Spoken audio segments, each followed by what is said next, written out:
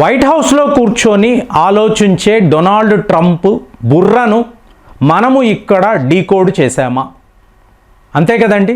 ఇప్పుడు మనం అనాలిసిస్ చేస్తున్నామో అతను అక్కడ ఏం ఆలోచిస్తున్నాడో ఎగ్జాక్ట్లీ మన వీడియోస్లో అవే విషయాలే మాట్లాడుతున్నాం. అంటే India middle east economic corridor Jaishankar గారు ఏం చేశారు మాట్లాడాం. అంటే అమెరికా ఇరాన్ మధ్య యుద్ధం కారణాలు ఏమిటి, మన అనాలిసిస్ సరిగ్గా ఇవాళ మీరు గమనించారు అనుకోండి, ఇవే వార్తలండి. అంటే ట్రంప్ యొక్క ఆలోచన విధానాన్ని జైశంకర్ గారు ఎలా అర్థం చేసుకున్నారో మీరు నేను కూడా కొంచెం డీప్గా వెళితే అర్థం చేసుకోగలం. ఇప్పుడు మైక్ హక్కేబీ అని అంటారండి. ఇతను ఎవరు అంటే అమెరికా రాయబారి ఇజ్రాయెల్కు, అంటే అమెరికన్ అంబాసిడర్ టు ఇజ్రాయెల్. మీకు టక్కర్ కార్ల్సన్ అని ఒక ప్రముఖ విలేకరి ఉన్నాడు, పాడ్కాస్టర్ అని అంటున్నారు ఇవాళ, బ్రాడ్కాస్ట్ పాడ్కాస్ట్. సో ఈయన అడుగుతున్నాడు, మైక్ హక్కేబీ రాయబారి ఇతన్ని అడుగుతున్నప్పుడు బైబిల్ ప్రకారం చూడండి ప్రశ్న ఎలా ఉందో. బైబిల్ ప్రకారము బుక్ ఆఫ్ జెనెసిస్ అంటాం కదా, దీని ప్రకారము ఇజ్రాయెల్ చుట్టూర్తా ఉండే ప్రాంతాలంతా కూడా మీకే చెందుతుంది అని అనుకుంటున్నారా? సో అంటే ఏంటి, మిడిల్ ఈస్ట్ దేశాలు, ఈ మిడిల్ ఈస్ట్ దేశాలంతా కూడా మావే. మొన్న ఇదే మాట్లాడా, గ్రేటర్ ఇజ్రాయెల్ అన్నాను. అలాగే మీకు ఇజ్రాయెల్ యొక్క ప్రధానమంత్రి మాట్లాడుతున్న మాటలు, చుట్టుపక్కల ఉండే పొరుగు దేశాలంతా కూడా మావే.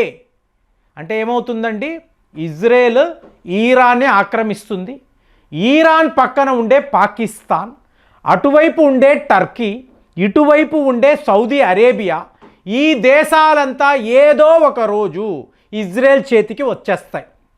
ఇదే మీకు టక్కర్ కార్ల్సన్ అడుగుతున్నాడు. అంటే బైబిల్లో మీకు ఆ పర్మిషన్ ఇవ్వబడిందా, మీకు అధికారాన్ని ఇచ్చారంటే అవును. ఈ దేశాలనంతా కూడా మేము ఇజ్రాయెల్తో కలుపుకుంటే అదే బైబిల్ ఇచ్చే సొల్యూషన్. ఎవరు? అమెరికా రాయబారి మాట్లాడుతున్నాడు. సో ఇప్పుడు మిడిల్ ఈస్ట్ దేశాలు ఏం చేస్తారు అంటే, ఒక్కసారి వాళ్ళు ఉలికి పడడం కాదు, అమెరికా యొక్క ప్లాన్ ఇదేనా? నేను సరదాగా చెప్పాను, డాడీ మా ఆయన ఈ దేశాలనంతా కూడా పరిపాలించాలని అనుకుంటున్నారు, దయచేసి ఆ దేశాలను నువ్వు ఆక్రమించవా? ఇవానా ట్రంప్ వాళ్ళ నాన్నని అడిగినట్టు అలాగేనమ్మా మన అల్లుడు కోసము ఆ పని చేద్దామని జోక్గా చెప్పాను. ఇవాళ ప్లాన్ ఇదే అని అమెరికా అంబాసిడర్ చెప్తున్నాడండి. చూడండి, మనం మాట్లాడిన ఒక రోజు తర్వాత. సో ప్లాన్ ఇదే, సో స్ట్రాటజీ ఇదే. మీకు ఈ అరబ్ దేశాలునండి, గల్ఫ్ దేశాలు, మిడిల్ ఈస్ట్ ఏమైనా పేర్లు పెట్టండి, ఫైనల్గా గ్రేటర్ ఇజ్రాయెల్లో ఈ దేశాలంతా కలిసిపోతాయి.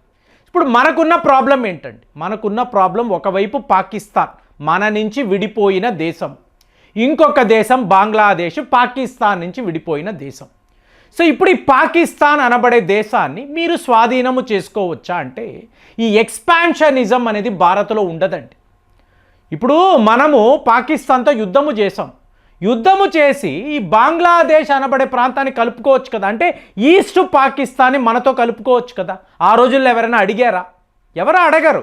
కానీ మనం చెయ్యలేదు, విడిదేశము అన్నాం, పేరు పెట్టాం, బంగ్లాదేశ్ని పెట్టి వాళ్లకు నేషనల్ యాంథమ్ కూడా మనమే రాసాం. ఇవాళ అక్కడ తీవ్రవాదులను వాళ్ళు పెంచి పోషిస్తున్నారు. సో ఇప్పుడు మన టార్గెట్ పాకిస్తాన్ అనుకోండి. గ్రేటర్ ఇజ్రాయెల్ ప్లాన్లో ఇప్పుడు ఇరాన్ పడిపోతుందండి, పక్కనే ఉండే ఇరాక్, దాని పక్కన ఉండే సిరియా, సౌదీ అరేబియా, టర్కీ, అలాగే ఇరాన్ పక్కన ఉండే పాకిస్తాన్. సో పీఓకే ఆటోమేటిక్గా భారత్కు వచ్చేస్తుంది. ఇప్పుడు ఇదేగా వీళ్ళు మాట్లాడుతున్నారు. ఇప్పుడు మోదీ గారు ఇజ్రాయెల్ వెళ్తారండి, 78,000 కోట్ల రూపాయలు వీళ్ళ మధ్య డిఫెన్స్ కోఆపరేషన్. అంటే ఏంటి, India middle east economic corridor, అందరూ హ్యాపీ. కానీ ఇక్కడ ఏమవుతుంది, భారత్ తర్వాత యుఏఈ అన్నాను, తరువాత సౌదీ అరేబియా అన్నాను. ఇప్పుడు ఈ రెండు అతి ముఖ్యమైన దేశాలు, అంటే ఇస్లామిక్ వరల్డ్లో ఒక రాజు ఒక రాణి అన్నారు అనుకోండి, సౌదీ అరేబియా ఉంటుంది, యునైటెడ్ అరబ్ ఎమిరేట్స్ ఉంటుంది. ఈ రెండు దేశాలను అమెరికా సహాయంతో ఇజ్రాయెల్ వాళ్ళు ఆక్యుపై చేసేసుకున్నారు అనుకోండి. ఇప్పుడు మనం మాట్లాడుతున్న ఐపెక్ ఏమవుతుందండి, భారత్ ఇజ్రాయెల్ మధ్యలో ఈ దేశాలు ఉండవు. సో అయిపోయింది కదా, సో స్టోరీ క్లోజ్ అయిపోయింది. ఇదే మాట్లాడుతున్నాం మనం కంటిన్యూస్గా ఈ విషయం మీద మాట్లాడుతుంటే, మీకు అమెరికా యొక్క స్ట్రాటజీయే ఇదే. ఇప్పుడు ఈ మిడిల్ ఈస్ట్ దేశాలందరూ కలిసి ఏం చెయ్యాలి? సో ఆలోచనలంతా ఏమిటి? రష్యాను ఏదో ఒక రకంగా మన వైపు తిప్పుకుంటే, మరి అలాంటప్పుడు ఈ మూర్ఖులు చూడండి, సౌదీ అరేబియా వాడు ఏం చేస్తాడండి? అమెరికా వాడికి ప్రొటెక్షన్ మనీ ఇస్తాడు, డబ్బు ఇచ్చి నన్ను కాపాడు అంటే ఇప్పుడు పరిస్థితి ఏంటి? కంచె చేనును మేస్తే అమెరికా వాడు ప్రొటెక్షన్ ఇస్తాను అని చెప్పి ఈ సౌదీ అరేబియాను ఆక్రమించుకున్నాడు అనుకోండి. ప్రతి ఒక్క దేశములో ఖతార్ నుంచి సౌదీ అరేబియా, యునైటెడ్ అరబ్ ఎక్కడైనా చూడండి అమెరికా వాడి మిలిటరీ బేసెస్ ఉంటాయండి. జార్డాన్ దాకా కూడా మీకు ఉంటాయి. అంటే అర్థం ఏంటి? వాడు తలుచుకుంటే విత్ ఇన్ డేస్ ఈ దేశాలను లేకుండా చేయగలడు. ఎందుకు చేస్తాడండి అంటే ఇజ్రాయెల్ కోసం. ఇజ్రాయేలే కదండి ఇబ్రహామిక్ మతాలు అన్నారు అనుకోండి, మీకు యూదులే కదా పాలకులు. We are the chosen people by the God అంటే ఇబ్రాహీం చెప్తున్నారు, మీరు ఈ ప్రాంతాలను ఆక్రమించండి, ఇవన్నీ కూడా మనవే. మీరు బైబిల్లో చూడండి, బైబిల్ మ్యాప్ని చూడండి, ఇజ్రాయెల్ ఉంటుంది. ఇజ్రాయెల్ చుట్టూరుతో ఉండే ప్రాంతం అంటే జెరూసలేం చుట్టూరుతో ఉండేవంతా కూడా యూదుల పాలనలోని, ఇంక్లూడింగ్ ఈజిప్ట్. ఎందుకంటే క్లియోపాట్రా అన్నారు అనుకోండి, ఈవిడ ఒక యూద మహారాణి. సో క్లియోపాట్రానే ఈజిప్టును పాలించింది, అవునా? సో అలా చూశారనుకోండి, బైబిల్ ఆధారంగా బుక్ ఆఫ్ జెనెసిస్ ప్రకారము ఈ దేశాలంతా కూడా ఇజ్రాయెల్కే చెందుతాయి. తరువాతే కదా మీరు ఇస్లాం అంటున్నారు. ఫస్ట్ యూద మతమే కదా ఉండింది, యూద మతము నుంచే కదా ఇస్లాము క్రైస్తవం వచ్చింది. మీరు ఇవాళ మాట్లాడుతున్న యుద్ధాలు ఏమిటండి? మీకు యుద్ధాలు అన్నప్పుడు ఒకవైపు క్రైస్తవము, ఇంకొక వైపు ఇస్లాం. వాళ్ళు ఖాలిఫత్ అంటారు, వీళ్ళు యూదుల పాలన అంటారు. ఇప్పుడు డీసీ క్రిస్టియన్ గురించి చెప్పాను. 5 కోట్ల మంది మాత్రమే భూమి మీద బతకాలి, తక్కిన వాళ్ళు ఉన్నా పోయినా మాకు అనవసరం. అంటే ఇప్పుడు ముందు ఎవరు పోతారు అంటే మిడిల్ ఈస్ట్లో ఉండే ఈ దేశాలు, ఇందులో నివసించే ప్రజలు. నోబడీ బాదర్స్ అండి. ఎంత పెద్ద యుద్ధము వచ్చినా గ్రేటర్ ఇజ్రాయెల్ అనేది మాత్రమే మా అజెండా. సో గ్రేటర్ ఇజ్రాయెల్కి ఏం కావాలో ఫస్ట్ ఇరాన్ అంటాము, తరువాత మీకు టర్కీ అంటాము, మీకు ఇరాక్ ఎలాగో పడిపోతుంది, సౌదీ అరేబియా, ఇటువైపు పాకిస్తాన్.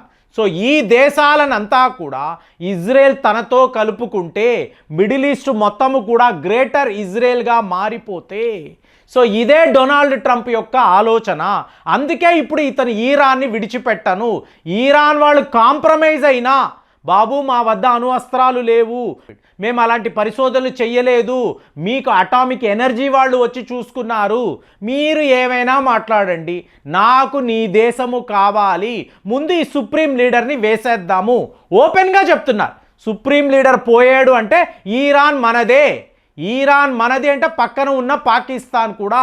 యునైటెడ్ నేషన్స్లో వీళ్ళందరూ అరుస్తున్నారు, మీకేంటి అమెరికా యొక్క కుక్క పాకిస్తాన్, అయినా కూడా వీడు అంటున్నాడు ఇజ్రాయెల్ వాళ్ళు ఇలా ప్లాన్ చేస్తున్నారు, దీన్ని మేము ఒప్పుకోము అని చెప్పి 13 దేశాలతో పాకిస్తాన్ వాడు కూడా కలుస్తున్నాడు. ఆ పాకిస్తానే లేదు అనుకోండి, అప్పుడేమవుతుంది?